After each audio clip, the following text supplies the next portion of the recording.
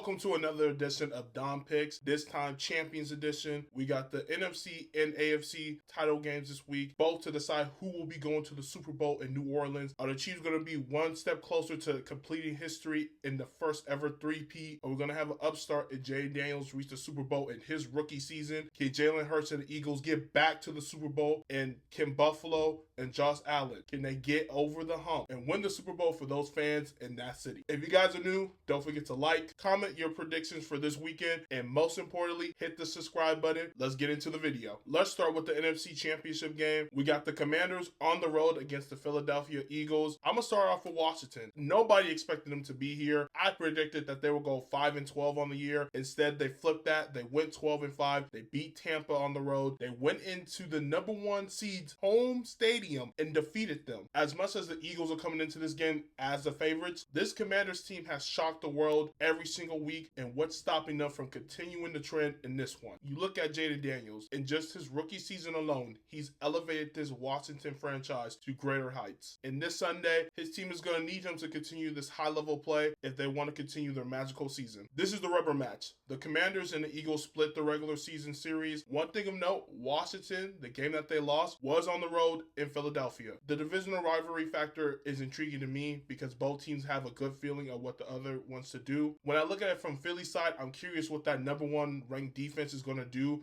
to slow down Jaden Daniels in this offense. The blitz does not really affect him. If anything, he's able to dissect it. And then when necessary, Jaden Daniels can use his legs to win you a game. An interesting stat that I did discover was that of Jaden Daniels' 9 interceptions, 3 of them came in the 2 games against the Eagles defense. So the Eagles have shown that they're able to affect him and force him into these bad throws, unlike most of the league. Part of that success stems from their ability to pressure Jaden Daniels without sending a blitz, and that's because they have a great secondary. Now, it is key to mention Quinyon Mitchell should be able to go for this game, so that bolsters an already elite secondary. I believe if the Eagles win this game, it will come down to their secondary and that pass rush working in tandem. The DBs are going to have to remain attached to the receivers in coverage. That way, you can allow the pass rush to get to Jay Daniels. Now, going off of those previous matchups, I am expecting Cliff Kingsbury to make some adjustments to that running game. That's how they were able to defeat Detroit, because that running game was able to have success. It took some of the focus off of Jaden Daniels, and it allowed for more sustainability in their drives. The problem is Brian Robinson Jr. has struggled against the Eagles, and most notably in their last game, he lost 2 fumbles. So it's going to be interesting to see whether or not him, Austin Eckler, can they find some success on the ground. Although the Eagles are about a top 10 rush defense, Kyron Williams had a bit of success last week, but again, this divisional rivalry, that matters, and I believe there will be a bit of a drop-off in the Washington Commanders running game compared to last week in Detroit. Now, where the game will be won is whether or not that Commanders defense can shut down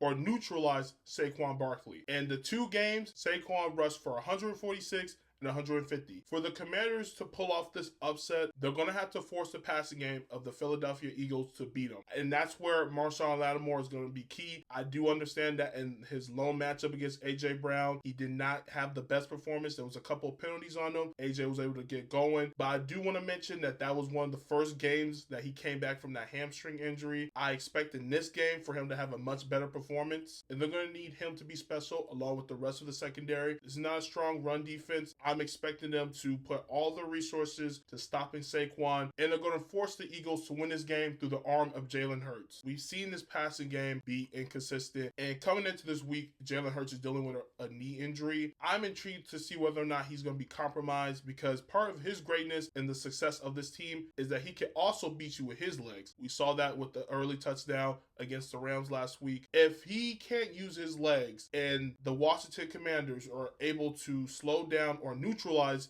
Saquon Barkley in the running game, can the Philadelphia Eagles passing game, if necessary, step up and win this game for you? On paper, I'm inclined to say yes. But when you look at the season in its totality, I really don't know. Because one week they're great, and then the next week they're struggling. This was a tough game to decide and come to my prediction on. I want to see Jay Daniels win, and it would be special to see a rookie quarterback get to the Super Bowl. But then I have mad respect and admiration for Saquon Barkley. I want to see him get to the Super Bowl with a chance to get his first championship. As for my official Don pick, I'm going to lean towards the Philadelphia Eagles. I just don't see a game script in which Saquon is neutralized or slowed down. Saquon has been a monster all season long, and no one has had any answers to stop him. And then we got the main event, AFC title game. We got a rivalry renewed. We got the Buffalo Bills against the Kansas City Chiefs. Let's start with the Bills. I want to look at that offense and talk about Josh Allen. He had a quiet game last week against the Baltimore Ravens. I don't expect that to happen in this game because understand the magnitude of this game. Joe Brady, the offensive coordinator for the Buffalo Bills, will put the ball in Josh Allen's hands more often than not. Now, that doesn't mean that the running game is going to get pushed to the side. I still expect them to run the football as that has been a staple of their success all season long. Throughout the playoffs, the Bills' online has dominated the line of scrimmage, and for them to reach the Super Bowl, it's going to have to continue in this one. I look at the wide receiver spot. Primarily, Amari Cooper and Keon Coleman. They need to get some more production out of those two players because Shakir, the two tight ends, Kincaid and Knox, they have been excellent all season long in the short to intermediate game. They're going to need a couple of plays from Cooper and Coleman where they're going to be able to take the top of this defense. And speaking of defense, that Bills defensive line, the weakness of Kansas City all season long has been the fact that they do not hold up and pass protect. So Von Miller and the crew, when the moment presents itself, they're going to have to get home more often than not.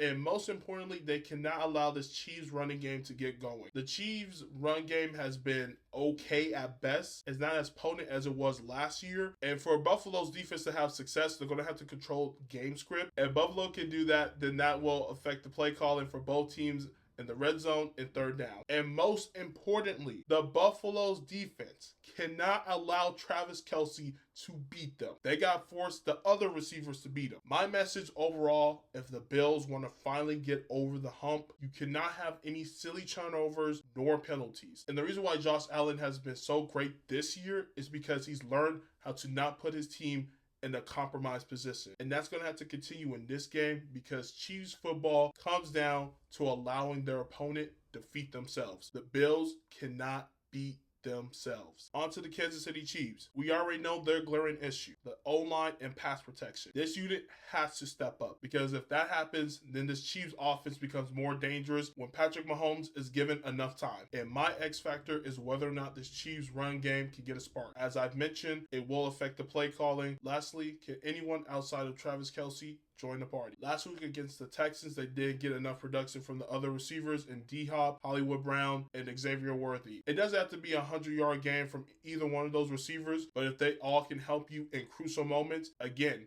that makes this Chiefs offense much more dangerous. And the key for that defense is ensuring that Josh Allen does not beat you with both his arm and his legs. And then secondly, the KC front seven is going to have to match them in both physicality and energy. If the Chiefs can shut down or nullify the Bills' run game success, then it will lead to Steve Spagnuolo being able to utilize his pressure packages. And for my official Dom pick of the AFC title game, I will be taking the Kansas City Chiefs. I love what Buffalo has done all season long. If there was ever a time for them to finally get over the hump, it will be this year, but I gotta stick with my preseason prediction. It will be a close back and forth game, and I expect Patrick Mahomes, when it matters most, to lead this team on a game-winning drive to send them to the Super Bowl. And that wraps up Champions Edition of Dom Picks. I appreciate it if you guys watch to the end. Again, make sure you guys like, share your thoughts on who you think will win and advance to the Super Bowl, and most importantly, if you're new here, hit the subscribe button. Until next time,